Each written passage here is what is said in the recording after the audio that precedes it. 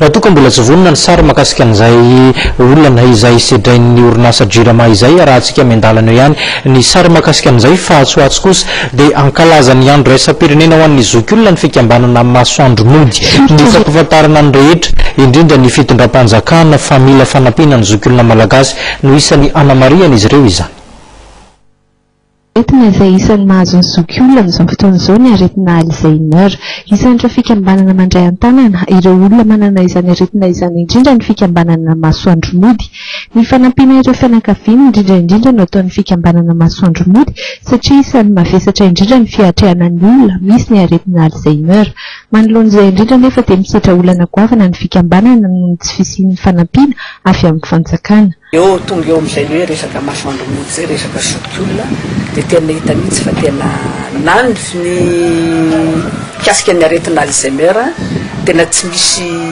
lanjany mihitsy ny eo anatrehan'ny ministèren'ny fahasalamana ka maika moa efa hoe ny zokiolona izay hitany hoe mbola misy afaka mihetsika sy mbola manana kely no raisina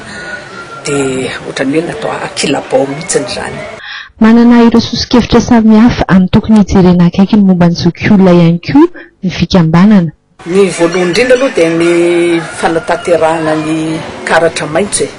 io moa dia amafisina eto ary ohatrany manahirakirana ny sain'ny ministèra mponina fa izahay ny namono ny voay dia tokony izay ihany ny sarotra mivangany fa dia ny fikambanana masoandro mody no namorona ny karatra maitso io ary noentina teo fitondrana moa ka izay fitondrana rehetra mifandimby teo izay dia tena tsy hita mihitsy izy hoe aiza ho aiza izy satria efa tamin'ny taona 1970 izay no nanomana an'io zavatra io. Ny faharoa ny volana oktobra izao dia isy ny hetsika izay karakarain'ny fikambanana entina indrindra namariana ny andro raisam-pirenena ho an'ny zokiolona.